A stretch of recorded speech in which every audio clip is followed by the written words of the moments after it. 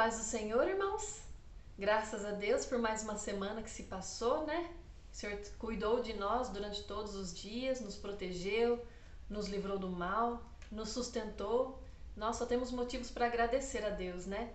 Então vamos louvar juntos o nome do Senhor com o hino 354 do cantor cristão Cada Momento.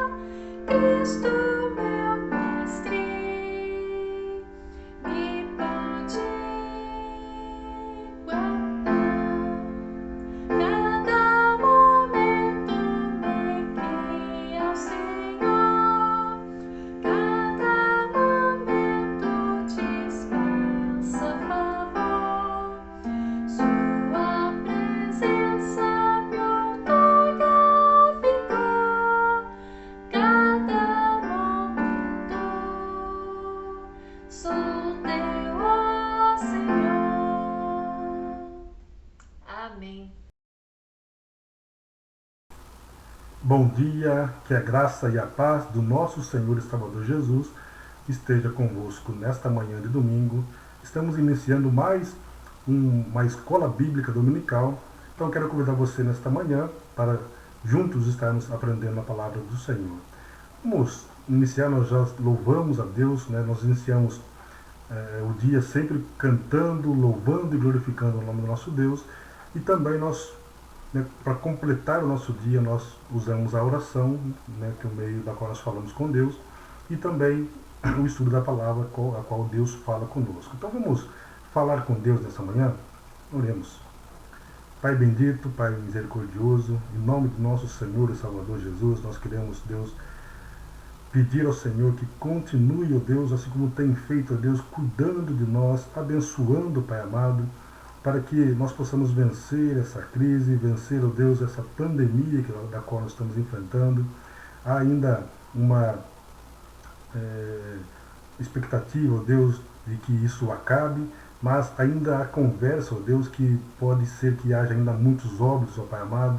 Então nós clamamos para que o Senhor entre com providência, esteja Deus abençoando, esteja Deus nos fortalecendo, nos guardando, ó Deus amado, deste mal que nós estamos passando.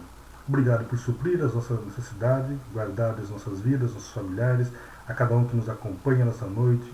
Peço a Deus para aqueles que ainda não têm o seu coração voltado ao Senhor, que o Senhor fale também nessa manhã, e que assim, ó Deus, a Tua palavra seja entendida, Deus, e fale aos corações daqueles que nos ouvem nesta manhã, Deus, e nos assiste, em nome do nosso Senhor e Salvador Jesus. Aqui eu oro e agradeço. Amém. Nós vamos fazer uma leitura, depois eu quero explicar o texto. Nós estamos lendo o capítulo 9 de Romanos. Então nós vamos ver agora, a partir do verso 19 até o verso 29. Então eu quero convidar você também a abrir a sua Bíblia e acompanhar aqui a leitura desta manhã. Então, Romanos 9, a partir do verso 19. Tu, porém, me dirás, de que se queixas ele ainda? Pois quem jamais resistiu à sua vontade? Quem és tu, ó homem, para discutires com Deus? Porventura pode o objeto perguntar a quem o fez, por que me fizestes assim? Ou não tem o olheiro direito sobre a massa, para que do mesmo barro fazer um para a honra e outro para a desonra? Que diremos, pois, se Deus, querendo mostrar a sua ira e dar a conhecer o seu poder, suportou com muita longanimidade os vasos de ira preparados para a perdição, a fim de que também desses a conhecer a riqueza da sua glória em vasos de ira, de misericórdia, para a glória preparado de antemão, aos que somos nós, a quem também chamou, não só dentre os judeus, mas também dentre os gentios, assim como ele também diz em Oséias: chamarei povo meu ao que não era meu povo, e amada minha ao que não era amada. E no lugar em que se lhe disser, vós não sois meu povo, ali mesmo serão chamados filhos do Deus vivo. Mas, relativamente a Israel, dele chama Isaías: ainda que o número dos filhos de Israel seja como a areia do mar, o remanescente é que será salvo, porque o Senhor cumprirá a sua palavra sobre a terra cabalmente e em breve, como diz Isaías. Se o Senhor dos exércitos não nos tivesse deixado descendência, ter-nos-íamos tornado como Sodoma e semelhante a Gomorra. Então é essa a palavra de Deus. Possamos dizer amém para essa bendita e eterna verdade. Vai ser projetado agora um quadro, vocês estarão acompanhando aí, né, esse quadro.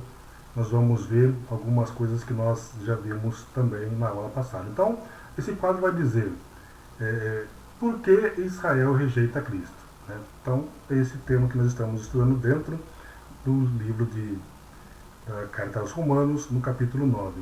E aí, para que facilite, né, o estudo que nós estamos fazendo nesse capítulo, foi dividido esse estudo em 4 questões para que nós possamos entender. Né? Então nós vemos já, esse é o terceiro domingo, nós vamos estudando o capítulo 9 e foi feito, cada domingo foi explicado uma das questões. Então hoje nós estamos na terceira questão. Então a primeira questão foi, Deus falhou? Então respondemos que não na primeira aula. A segunda pergunta, Deus é injusto? Claro que não, também nós falamos isso também na aula anterior a essa. E agora nós estaremos com a questão, por que Deus ainda nos culpa? Então nós vamos entender um pouco aquilo do que o apóstolo Paulo quer nos ensinar né, já ensinou em sua época e até hoje a palavra escrita por ele nos fala, né, e nos ensina muitas verdades. Então vamos lá. Aqui Paulo ele reproduz, né, o terceiro questionamento do seu interlocutor imaginário. O que seria isso? O apóstolo Paulo tinha muito, assim como, né, em vários textos que você vê, ele cria essas questões para poder, como se alguém estivesse questionando, perguntando, tendo dúvida com eles a respeito de alguns assuntos. Então ele cria, né, um interlocutor imaginário, perguntando e ele mesmo dando a resposta para facilitar o estudo. Então, quais perguntas? Né, nós já lemos o texto, vamos só ressaltar. De que se queixa ele ainda? Pois quem jamais resistiu à sua vontade? Em outras palavras, é justo que Deus nos julgue e condene, se é Ele quem decide todas as coisas? Então, isso reflete a terceira pergunta. Ou seja, se Deus já decidiu quem é que vai para o inferno, quem é que vai para o céu, né? Ou seja, se Deus determinou que esse irá para o inferno, por que Deus ainda nos culpa? Né? Então, é essa questão que nós vamos estudar nesta manhã. Em face a essa questão, Paulo apresenta 3 respostas, todas concernentes a quem é Deus. Né? Então, ele visa sempre, né, mostrando aquilo que Deus é em sua essência. Então, ele vai usar algumas técnicas aí bem interessantes. O problema de nós muitas vezes estudarmos a palavra do Senhor é que muitas vezes, às vezes por falta de conhecimento, por falta de busca, por falta de perguntar, né, às pessoas que possam dar uma explicação para isso, nós acabamos tendo uma imagem distorcida de Deus. E há muitas pessoas que acabam fazendo isso. Acabam distorcendo a verdade, acabam não entendendo aquilo que é Deus e quem é Deus em toda a sua essência. E aí acabamos tendo essa visão distorcida daquilo que Deus é. Por isso a importância de você estudar a palavra e entender quem é Deus e aquilo que Ele faz, né, a sua vontade, o seu querer. Né, e se Ele não nos amasse, Ele não enviaria seu Filho para morrer por nós. Então isso nós temos que ter em mente. Então a primeira questão, você também vai estar vendo aí no quadro, essa primeira questão, o Juliano vai estar projetando aí, ele vai dizer que Deus tem sobre nós o direito, aliás, a primeira resposta, né, dessas questões que Paulo está falando. Deus tem direito sobre nós que o olheiro tem sobre o barro. Então, nessa primeira resposta de Paulo, ele usa a metáfora do olheiro, já extraída, né, se você abrir, nós não vamos, eu só vou passar aqui, mas se você quiser abrir também na sua casa, você pode abrir. Isaías 45:9, ele vai dizer: ai daquele que contende com o seu Criador, e não passa de um caco de barro entre os outros cacos. Acaso dirá o barro ao que lhe dá forma: por que fazes assim? Ou a tua obra não tem alça? A ênfase nesse texto recai sobre aquele que contende com Deus, que questiona, né, o que Deus faz e como Ele faz. Né? Deus ele é soberano em suas decisões.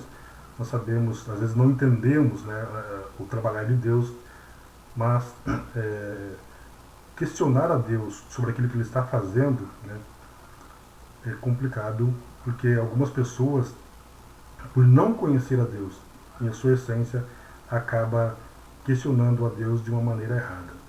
Então, essa é a intenção de Paulo nestes versos, de repreender a rebelião do coração humano que se recusa a reconhecer que Deus é Deus, bem como a reconhecer que a sua própria condição de criatura e de pecador. Então, tem algumas pessoas que teimam com isso, né, de reconhecer quem é, né, seu estado pecaminoso, e aí, mediante a isso, ao seu pecado, acabam questionando ao Senhor.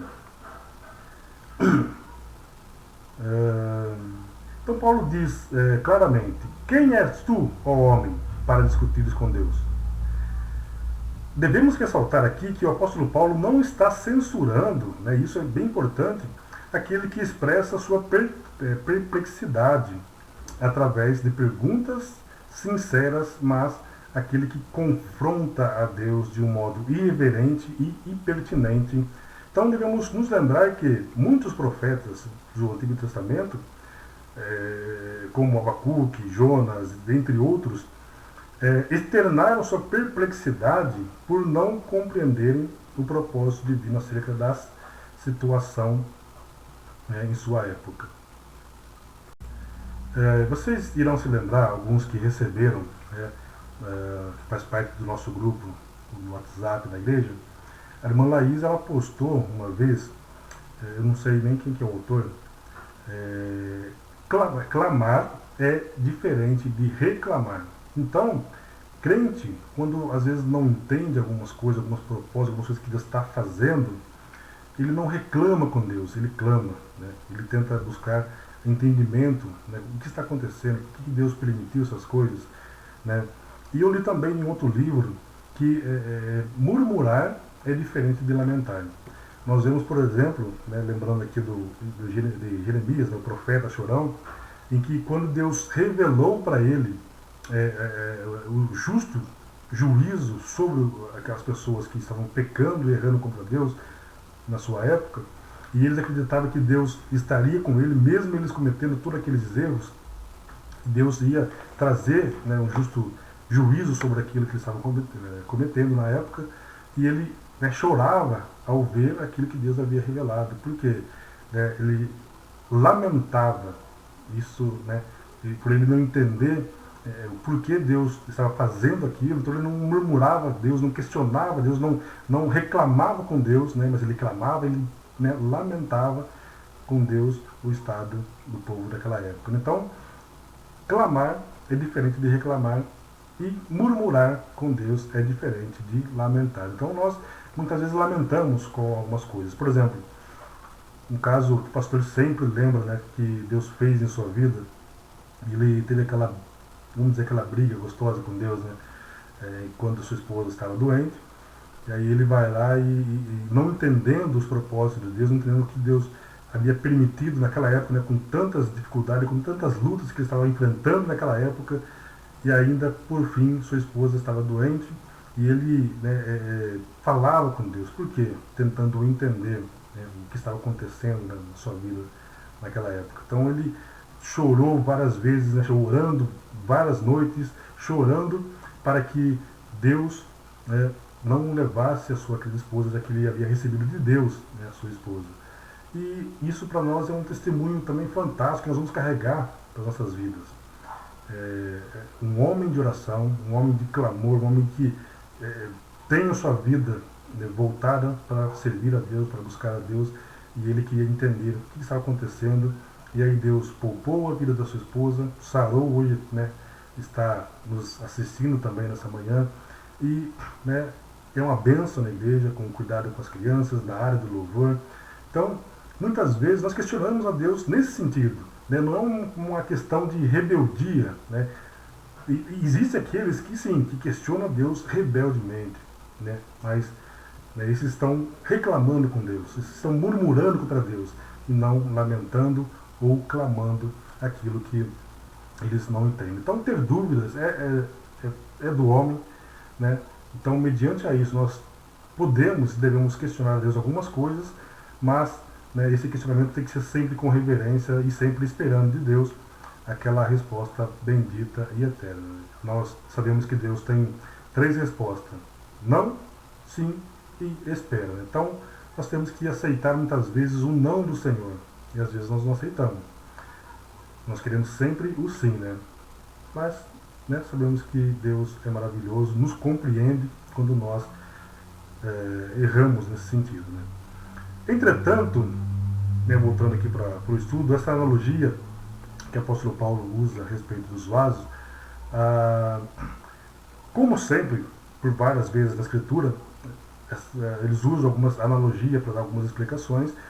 Essa analogia ela não deve ser vista com similaridade de todos os seus detalhes, ou seja, aqui está sendo comparado com um vaso, com um barro, mas nós não devemos olhar que Deus está nos comparando a algo insignificante, no caso do vaso. Não é esse o sentido, né? Deus quer mostrar que ele, como oleiro, né, ele tem autoridade, tem poder, né, e tem toda, né, autonomia para fazer aquilo que ele, né, bem entende. E sabemos que a vontade de Deus ele é boa, ela é perfeita e agradável. Então tudo que Deus faz, né, é sempre para o bem do ser humano. Então a intenção do Paulo aqui ao reproduzir essa analogia de Isaías foi apenas a de fazer calar a boca daqueles que se rebelam desafiadoramente contra o nosso Deus. Assim como o barro não pode questionar, né, o oleiro, porque é um objeto inanimado, acerca de como o oleiro o molda, o faz, assim também esses não podem questionar a Deus o que Deus faz ou deve fazer com o seu poder e com a sua bondade e misericórdia. Então, na soberania aqui, né, de Deus, Charles Hood, acho que é essa a expressão, ele diz assim: quem está em questão é Deus como governante moral, olha só que interessante, e não como Deus o Criador. Em lugar algum se sugere que Deus teria criado, olha que interessante, seres pecadores a fim de puni-los, mas que ele tem direito de lidar aos pecadores, aqueles que afrontam, aqueles que não, né, não obedecem, aqueles que não querem, não se arrependem dos seus pecados. Então ele tem poder e autoridade para fazer aquilo que ele quer, porque ele é Senhor e soberano. É claro, nós vimos que a vontade de Deus é que todos sejam salvos, que todos seguem o pleno conhecimento da verdade. Sabemos que Deus não se alegra da morte do ímpio, antes deseja que ele se arrependa dos seus pecados, né, e seja salvo. Então, Deus tem isso no coração. Só que, quando a pessoa rejeita tudo isso que é dado pela graça, né, pelo sangue derramado de Cristo, aí Deus tem que fazer justiça para aqueles que rejeitam. Então, esse estudo é bem intenso, né, bem interessante, então nós precisamos ter bem atenção para não criar, né, algumas coisas erradas a respeito do texto. Por isso que eu falei, essa pergunta inicial, ela fala, por que Deus ainda não nos culpa? O que quer dizer isso? Se Deus fez, e não fez, né, devemos pensar isso aí, mas se Deus fez aqueles que vão reinar no céu, aqueles que vão reinar no inferno, por que aqueles que, ou seja, se Deus predestinou ele ao inferno e Deus não fez isso, por quê? Qual é a culpa dele então, se foi isso? Porque logo ele está fazendo aquilo que Deus criou. Então é essa a grande questão. Deus não faz ninguém para habitar o inferno. Então Deus está falando aqui para aquelas pessoas que muitas vezes conhecem a Deus em suas palavras, ouve a palavra do Senhor, mas não acha nele lugar de arrependimento. A pessoa que frequenta a igreja, que sabe, está ali, está ouvindo a palavra de Deus, está lendo a palavra de todos os dias, mas ainda não tomou aquela preciosa decisão de fato renegar aquilo que é e entregar-se a Cristo. Quero ler com vocês capítulo 7 de Mateus, para a gente deixar claro isso que eu estou falando. Versículo 21 e 22. Talvez até o 23. Vamos lá. Então, a partir do versículo 21 de Mateus, capítulo 7. Nem todo que diz Senhor, Senhor, entrará no reino dos céus, mas aquele que faz a tua vontade. Então, aquilo que eu falei, né? Há pessoas que são apenas meros frequentadores de igreja. Muitos naquele dia hão de dizer: Senhor, Senhor, porventura não temos nós profetizado, e em teu nome não temos expelido demônios, e em teu nome não fizemos muitos milagres?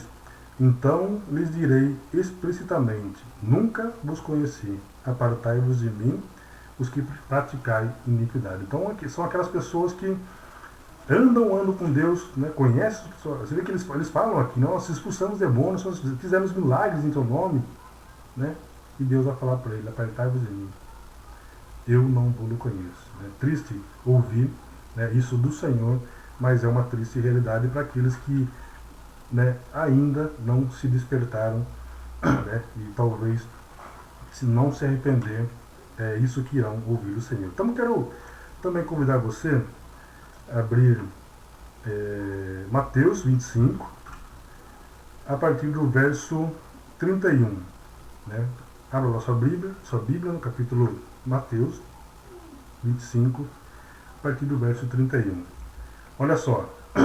Quando vier o Filho do Homem na sua majestade, e todos os anjos com ele, então se assentará no trono da sua glória, e todas as nações serão reunidas em sua presença, e ele separará uns dos outros, como o pastor separa dos cabritos as ovelhas. E porá as ovelhas à direita e os cabritos à esquerda.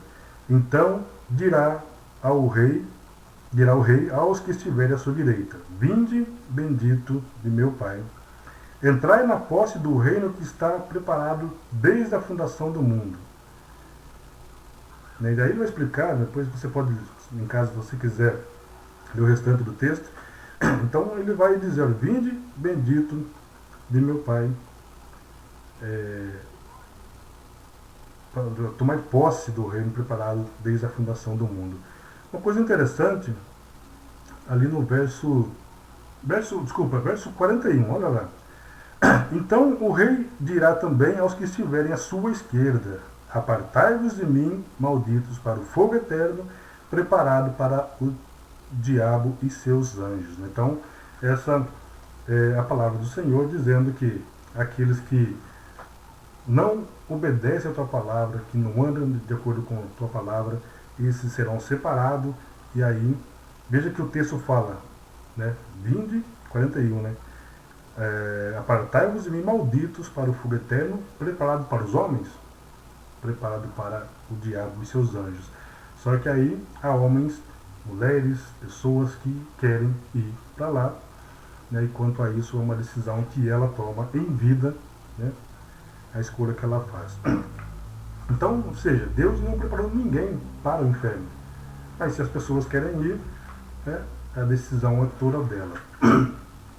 Deus não pode tomar a decisão para ela. Então, por isso que eu iniciei com essa questão, né? Interessante, né? Está aí a prova de que Deus não manda ninguém para o inferno, mas os homens que escolhem ir para aquele lugar. Agora nós vamos ver, vai ser projetado aí, a segunda resposta do apóstolo Paulo. Vocês estarão vendo no quadro aí ao lado. Deus revela a sua natureza tal como ela é. Então, se você voltar ali para Romanos, capítulo 9, no verso 22 e 24, veja lá, 22 e 24. Que diremos, pois? Deus, querendo mostrar a sua ira e dar a conhecer o seu poder, suportou com muita longanimidade os vasos de ira, preparado para a perdição, a fim de que também desses a conhecer a riqueza da sua glória em vasos de misericórdia, que para a glória preparou de antemão. Então Paulo repete nesses dois versos a expressão dar a conhecer. Né? Olha que interessante, né? Deus sempre se manifestando para que o homem tenha a chance, né, de o conhecê-lo e aí tomar a decisão e servi-lo ou não. Paulo diz: querendo Deus mostrar a sua ira e dar a conhecer o seu poder, e no versículo 23 ele fala: a fim de que também desses a conhecer a riqueza da sua glória. Então ele faz conhecer o seu justo castigo, o seu justo juízo para aqueles que desobedecem, para aqueles que não querem, e a sua misericórdia para aqueles que o querem, o aceitem e têm buscado de todo o coração. Ele revela aqui a riqueza da sua glória em relação aos vasos de misericórdia. Desta forma, o apóstolo Paulo deixa implícito que, né, esse se Deus, né, então é um se condicional, age em perfeito acordo com a sua natureza, ou seja, de acordo com a sua ira contra o pecado do homem que não se arrepende, e de acordo com a sua misericórdia em favor dos homens pecadores. Não se pode fazer quanto a isso objeção alguma. Então, ele deixa claro que Deus age a respeito disso aí. Então aqui deve-se ser feita uma ressalta, ali no verso 22, quem são mencionados vasos de ira preparados para a perdição. Devemos afirmar que Deus nunca, eu já falei isso, né? Agora que no estudo já preparado, nunca preparou ninguém para a perdição. Nós vimos isso também em Mateus. Deus não faz isso. O texto não informa, contudo, quem foi o agente responsável, né, por tal preparação. Então ele não foi Deus, e o texto também não indica quem foi. Mas, né, nós podemos, através do estudo, concluir que esses preparados para a perdição são aqueles que decidem, por opção própria sua, né, pelo mal praticado, recebendo a justa condenação e divina por sua opção. Então é maravilhoso a forma que Deus trabalha, né? Deus, querendo salvar o homem, ele manda seu filho, né? Aí o homem rejeitando, né, o seu salvador, ele vai fazer, né, o justo castigo, o juízo, né? Ele tem que punir o pecado, né? Em contrapartida, os vasos de misericórdias foram por eles preparados de antemão, né, para a sua glória. Então, Deus, por ser conhecedor de todas as coisas, ele sabia daqueles que haviam de o aceitá-lo, de buscá-lo. Então, isso é inquestionável. Deus, já de antemão preparou para esses. Portanto, fica claro agora que a referência de Paulo ao fato de haver Deus suportado com muita longanimidade os vasos de ira, esta é uma referência aos gentios, os quais ele queria estender a sua misericórdia. Olha que interessante. E, consequentemente, a salvação. Isto é confirmado também no verso 24. Dá uma olhadinha lá. Aos quais somos nós, a quem também chamou, não só dentre os gentios, mas dentre os judeus, mas também dentre os gentios. Então Deus, né, dá essa oportunidade para aquele que não conhecia a Deus, a sua aliança, e ele se revela também para os gentios. Então, fica claro que os judeus, eles acreditavam que por eles serem a nação escolhida por Deus, né, só eles tinham direito à salvação. Então eles eles entendiam que os gentios eram vasos de desonra, né, de vasos de ira, que eles mereciam a punição. E Deus então estende, ou seja, mesmo o povo de Israel, conhecendo quem é Deus, sabendo quem é Deus, que Deus havia revelado, né, de todas as maneiras e através da palavra do Senhor, dele mesmo, e mesmo assim esse povo rejeitou. E aí Deus abre o leque, permitindo que outros sejam chamados do seu povo. E aí ele vai usar algumas revelações lá do Antigo Testamento para explicar essa questão. Então, a terceira resposta aí, que nós vimos, né, tá aí no quadro, você está vendo também aí, Deus revelou esse fato através das Escrituras. Então vamos ver lá. Paulo inicia 2 textos do profeta Oséias para explicar a surpreendente inclusão dos gentios por Deus.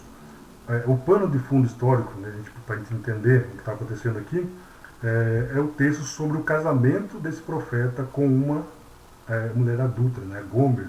Para quem estuda e gosta, né, de fazer leitura da palavra do Senhor, vai entender essa história. Cujos filhos simbolizava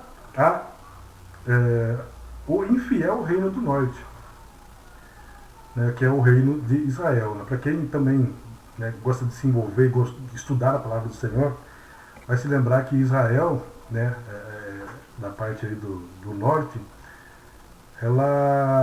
nenhum dos reis daquela época fizeram um reinado bom. Sempre um reinado ruim, né? Do sul é intercalado, né? Via os que fazia a vontade de Deus e havia aqueles que não faziam, né? Então teve reino bom, né? Reis bons e reis ruins. Já do lado de Israel, né, todos eles fizeram aquilo que era contrário à palavra do Senhor, tanto que eles foram extintos, né? Hoje a Israel que nós conhecemos hoje, né, ela é os remanescentes do sul.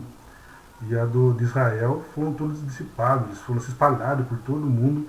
Então hoje não se sabe aonde se encontra cada um deles.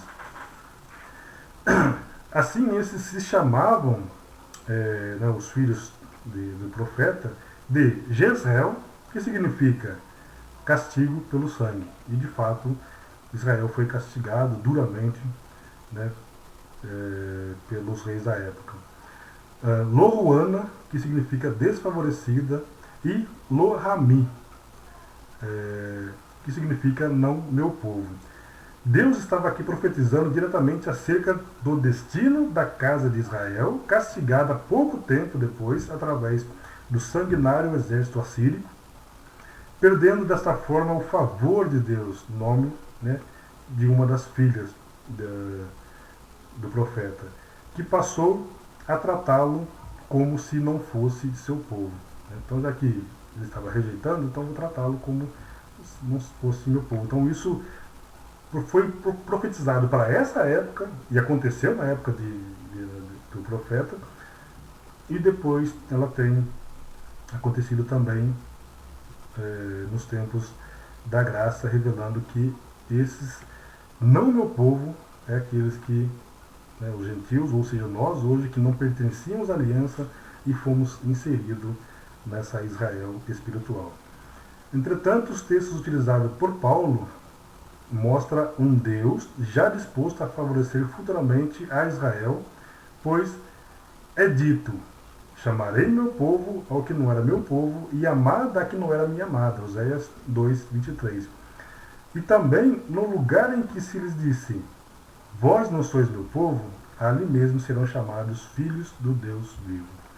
É essa a bendita e eterna palavra do Senhor. Então, ou seja, tudo isso já tinha sido profetizado lá atrás, e hoje o apóstolo Paulo usa essas verdades reveladas para explicar, né, que essa Israel espiritual, e que foi inserido os remanescentes, aqueles que creram que Cristo era o Senhor, que Cristo é aquele que haveria de vir, e foram incluídos também aqueles que não eram povo, né, era estranho à aliança, e que Deus se revela a ele e o salva também, inserindo em seu povo, chamando aqueles não meu povo de seu povo. Né? Então nós devemos louvar a Deus por essa bendita misericórdia, que nos amou vendo o nosso estado pecaminoso, nos chama e nos resgata, né, nos salva, nos limpa e torna-nos de pecadores a pessoas que servem a Ele, que buscam a Ele em santidade,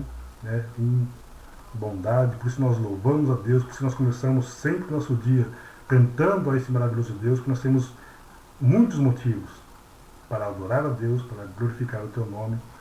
Né? Então, ainda que você ache que não tem motivo, né, só de você estar e pertencer, né, a essa bendita família, e de saber que um dia você estará com Ele eternamente na tua graça, né, isso já é motivo para você louvar, adorar a Deus, né, santificá-lo a Ele, depositar, consagrar a sua vida a Ele, porque Ele é digno de que você assim o faça. Efésios 1 ele vai dizer, né, que nós somos preparados para o seu louvor. Então, para isso nós somos chamados, para o louvor da glória do nosso Deus. Paulo havia entendido que esses textos se cumprem de modo mais pleno na atual dispensação da graça. Então ele olha, né, ele lembra dessa profecia e ele entende que isso se cumpriu nessa dispensação da graça, com a inclusão dos gentios no plano da salvação. Esses que antes estavam longe, mas agora foram aproximados, isso diz lá em Efésios 2:13, pelo sangue de Cristo. Então, como eu falei que nós éramos estranhos à aliança, então nós somos aproximados pelo sangue de Cristo e fazendo hoje parte dessa bendita família. Assim, essas profecias revelam o eterno propósito de Deus em exercer a misericórdia sobre aqueles que antes não era teu povo, né? Não era chamado teu povo, era estranho. Conhecido até pelos judeus da época, que nós não pertencíamos né, ou eles naquela época não pertenciam a Deus. Então, voltando-se agora para a presente situação da rejeição de Israel, né, nós vimos isso no começo, Paulo cita outros dois textos do profeta Isaías. Novamente, um contexto histórico desse texto é de que havia apostasia nacional, né, então era extensa a apostasia, como o rei do norte, né, de Israel, abandonando completamente o Deus. Né? Então, quem abandona Deus é o próprio homem. Quem rejeita Deus é o homem. Né? Deus não rejeita, Deus não abandona o homem, e sim o homem que o abandona. Então, o texto citado pelo apóstolo é o texto de Isaías 10, dos versos 22 e 23. Ali contém a promessa de Deus que, apesar da destruição provocada pelos assírios, o Senhor salvaria os remanescentes fiel, ou seja, aquele que permaneceu firme, fiel. Por isso que nós, né, sempre, como servos de Deus, devemos permanecer sempre firmes no propósito de Deus. Que daria continuidade à promessa realizada aos patriarcas, constituindo-se esses na verdadeira descendência espiritual de Abraão. Conforme afirma o apóstolo Paulo, nós vimos também isso lá, e ele cita, né, para provar isso na Escritura, ele cita Isaías 1:9 para testificar isso aí. Assim, Paulo comprova através da Escritura que Deus chamaria para tomar o seu lugar, né, o lugar daqueles israelitas, daqueles judeus que rejeitaram a Cristo, em sua mesa, muitos que anteriormente não faziam parte do seu povo escolhido. Vamos abrir lá Mateus, capítulo 8, versículo 11. Dá uma olhadinha lá. Mateus 8, versículo 11. Digo-vos que muitos virão do Oriente e do Ocidente e tomarão lugares à mesa com Abraão, Isaque e Jacó no reino dos céus. Né? Olha que promessa bendita. Então, quem são esses muitos? Quem são esses que virão? Né? Esses são os gentios que, a princípio, era rejeitado. Né? A razão de Deus ter formado a nação de Israel é para que, através dela, outras nações, outros povos viriam a conhecer a Deus, a sua bondade, a sua misericórdia, e Israel fez o quê? Guardou isso para si. Deus, ele era para todos, né? Mas eles guardaram para si. E nós, né, como conhecedores da palavra de Deus, nós não devemos guardar a Deus apenas e tão somente para nós, mas compartilhar esse Deus bendito, esse Deus de amor. Por isso nós pregamos o Evangelho, por isso que nós anunciamos, né, a salvação para aqueles que ainda estão distantes, estão longe de Deus e precisam ter um encontro real com Deus. Então, o objetivo nosso é que você conheça a palavra, que você se arrependa, que você entenda quem você é, entenda quem Deus é, o amor que Ele tem para com você, né, a ponto de dar seu filho, né, em favor da sua vida, né, e você tem que, a única coisa a fazer é receber essa bênção eterna e maravilhosa. Então, Mateus ele fala isso, né? Ao passo que os filhos dos reinos seriam rejeitados. Se você pegar ali, nós lemos o capítulo 11. Vamos voltar um pouquinho, eu fechei aqui. Nós lemos o 11, né? Olha só.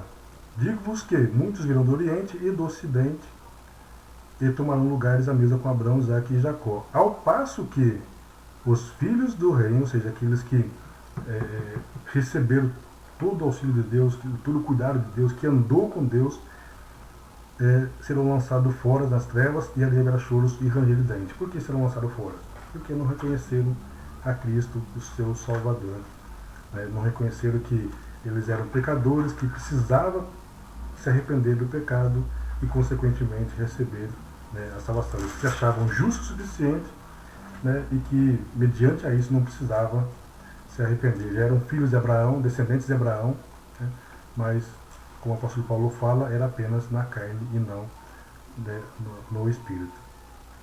E isso vai ocorrer, nós vamos ver isso mais para frente, no capítulo 11 de Romanos, nós vamos ver que vai ocorrer no futuro um restabelecimento e as promessas aos filhos do reino seriam, enquanto isso, mantida através dos remanescentes fiéis. Então, nós vamos estudar ainda um pouquinho mais isso, mais um pouquinho para frente, né, quando nós chegarmos no capítulo 11 de Romanos. Então, veja bem,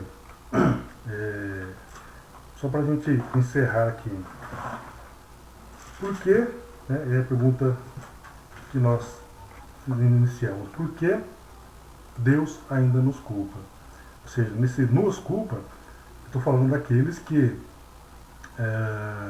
continuam rejeitando a Cristo, mesmo pertencendo a uma igreja, mesmo pertencendo a uma nação santa, eles continuam rejeitando de que forma? Nos seus atos, em suas atitudes.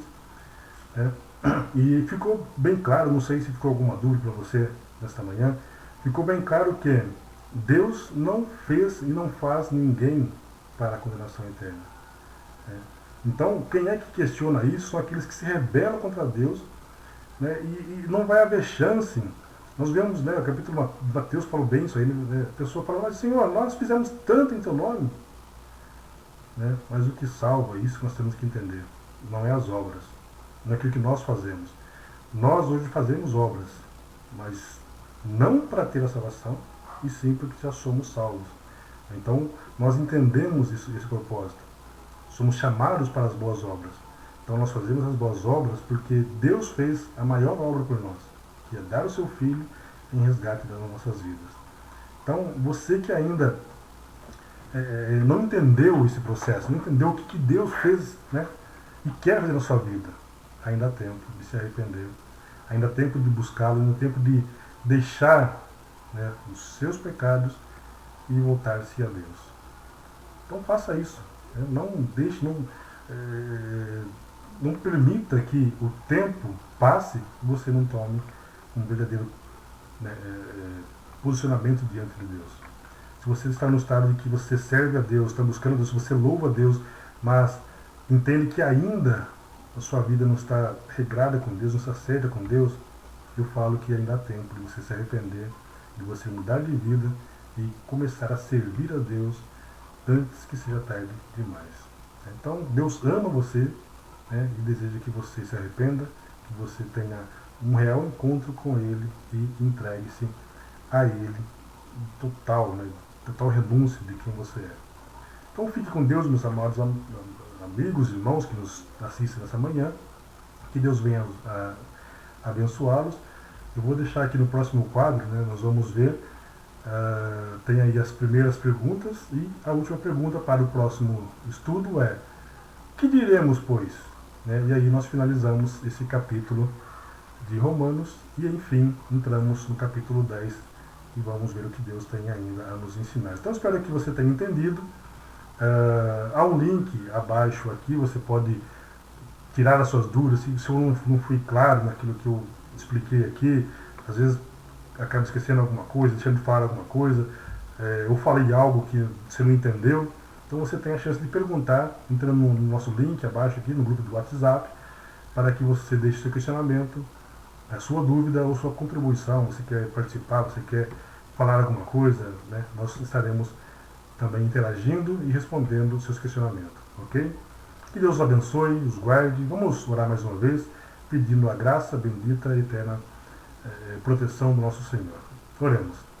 Santíssimo Deus, maravilhoso Pai, é com muita alegria que nós, Deus, encerramos mais um estudo da Tua Palavra. Deus amado, se eu não fui, ó Pai,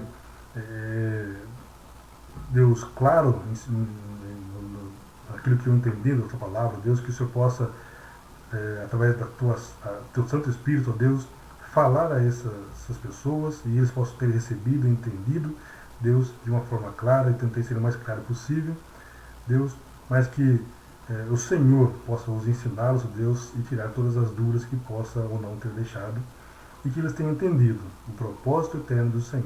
Então guarda-os, Deus, cada dia, né, suas vidas, nos dê, Deus, o restante do domingo, cuidando das nossas vidas, né, e que assim possamos, Deus, buscar o entendimento da Tua Palavra e colocar em prática tudo aquilo que o Senhor tem nos ensinado É o que nós oramos e pedimos em nome de Jesus. Amém. Deus abençoe. Um bom domingo a todos.